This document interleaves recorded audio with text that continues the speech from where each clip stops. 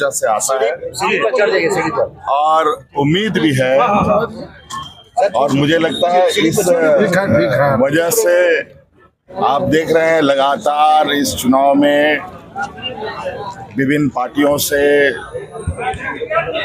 और सामाजिक क्षेत्रों से भी लोग संगठन में पार्टी पर समर्पित अपना योगदान दे रहे हैं। इन सब का मैं आभार प्रकट करता हूं, और जो आशा विश्वास है और जो उम्मीदें हैं सरकार से, हम लोग अगली सरकार में उस उम्मीदों को पूरा करेंगे। जुनैद अनवर के साथ में एक तरह से कहा जाए कि पूरा जनसैलाब उमड़ पड़ा है, क्या कहेंगे सर? देखिए, अनवर जी काफी अनुभवी समाज सेवी और राजनीतिक क्षेत्र में रहे हैं, और अल्पसंख्यक समुदाय में एक बड़ा नौजवान से लेके बुजुर्ग तक का सहयोग इनको प्राप्त होता रहा है। और मुझे लगता है कि जिस तरीके से भारतीय जनता पार्टी एक सोची समझी षड्यंत्र के तहत राज्य में अपने षड्यंत्रों की जाल बिछा रहा है, अब हम सब लोग मिलकर इनके षड्यंत्र की इस जाल को उतर कर खत्म करेंगे। क्या कहेंगे सर, आज तो दिवाली है, 23 नवंबर को बड़ी दिवाली बनने जा रही है। देखिए, ये सब हमारे सहयोगी मेरे जो हैंड्स बनने का आज इन लोगों ने यहाँ पर एक जुटान करके दिखाया है। इन सब मिलकर हम लोग, आपको पता ही है कि हमारे इस कार्यकाल को समय से पहले यहाँ पर चुनाव हो रहा है। राज्य में पहली बार शायद ये चुनाव इस तरीके से हो रहा है। कई ऐसी चीजें हैं जहां आज ये बात जनता को समझने की आवश्यकता है कि भारतीय जनता पार्टी की सरकार जब से देश में आई है, तब से देश में कहीं ना कहीं उथल पुथल और एक जो देश का एक पहचान था, अनेकता में एकता, सद्भाव, ये सब बिखरता जा रहा है। अब इसे हमें समेटने की आवश्यकता है, संविधान को और लोकतंत्र को मजबूत करना है। जिस तरह से हिमांता विश्व शर्मा का जो बयान आ रहा है कि अगर हमारी सरकार आएगी तो एनआरसी लागू करेंगे, इसके अलावा जो है बोला गया है कि जेएसएससी जो एग्जाम हुआ था उसका परीक्षा का पेपर जो लीक हुआ था उसको रद्द करेंगे। पहले वो अपना राज संभाले, उनका राज में क्या हालत है उनको खुद ही पता है, और एक मुख्यमंत्री होने के नाते मुझे लगता है ये पहली बार देश में है एक मुख्यमंत्री को दूसरे राज्य का प्रभार दिया गया है, और आज पूरा देश के भारतीय जनता पार्टी के मुख्यमंत्री यहाँ डेरा जमाए हुए हैं, केंद्रीय मंत्री डेरा जमाए हुए हैं, और एक अदना सा एक ऐसे नौजवान के पीछे वो हाथ धो के पड़े हैं, जहाँ कहीं ना कहीं लोग इनके विगत 5 साल के करतूतों का जवाब पूरा सूद समेत इस बार देंगे। सब जगह से एक ही आवाज आ रही है कि झुकेगा नहीं। अब ये जनता का प्यार, मान और सम्मान के लिए काम कर रही है, और एक विचारधारा है जो पूंजीपतियों के लिए, जो अपने मित्रों के लिए, जो अमीरों के लिए काम करती है। तो झारखंड जैसे प्रदेश में जहाँ पे पिछले 5 वर्षों से जेएमएम का सरकार रहा, माननीय हेमंत सोरेन जी मुख्यमंत्री रहे, विकट परिस्थिति रहा। पिछला 2 साल तो कोरोना का भेंट चढ़ गया, उसके बाद विरोधी पार्टियों का और केंद्रीय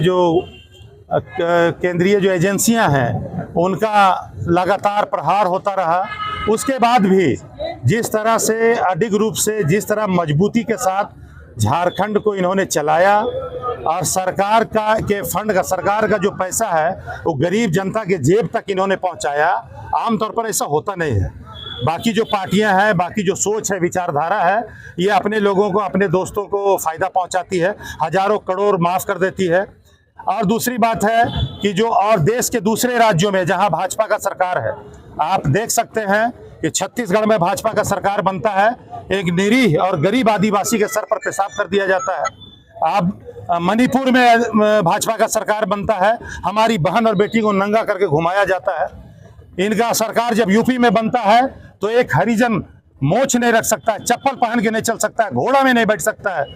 और मुसलमानों के साथ जो मॉब लिंचिंग पूरे भाजपा शासित राज्यों में हुआ है, उससे हम तमाम लोग भयभीत भी हैं और आशंकित है कि गलत लोग झारखंड में नहीं आए, झारखंड में हेमंत सोरेन का सरकार बने, ताकि तमाम धर्मों का मान सम्मान बरकरार रहे, तमाम हम हिंदू मुस्लिम सिख ईसाई मिलकर चलें, न्याय हो, सामाजिक न्याय बहाल हो। इसीलिए हम अपने हजारों कार्यकर्ता के साथ यहाँ आज शामिल हुए हैं जेएमएम में। कितनी मजबूती मिलेगी आप लोगों के आने से जेएमएम? देखिए, जेएमएम में आने से पार्टी को काफ़ी मजबूती मिलेगी।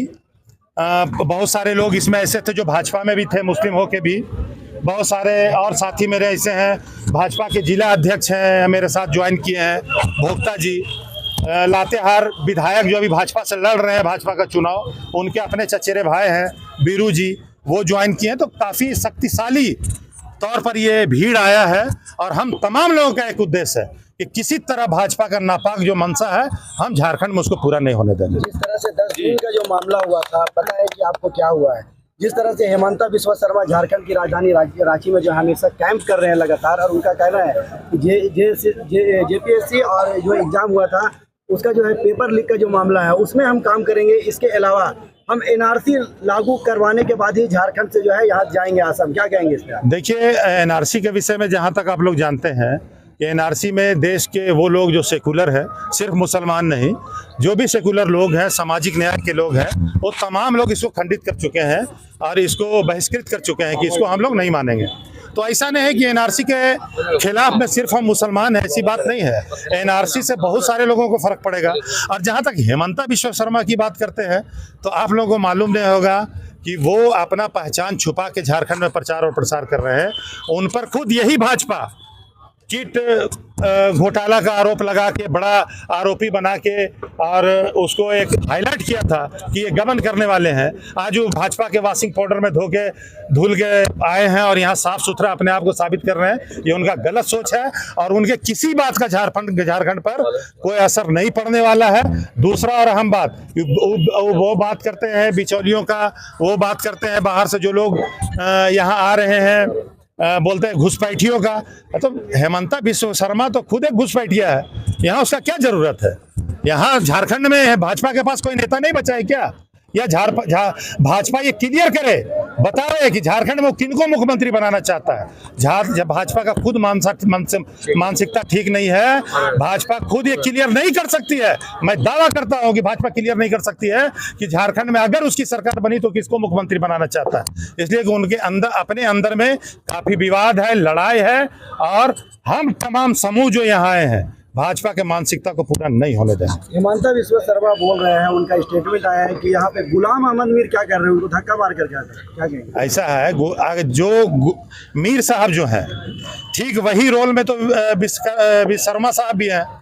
मीर साहब को कांग्रेस यहाँ भेजा है, वो उनका अपना प्रभारी है झारखंड के, उसी तरह उनको बनाया गया है। तो धक्का मीर साहब को क्यों मारा जाए, हेमंता बिस्वा शर्मा को क्यों नहीं मारा जाए?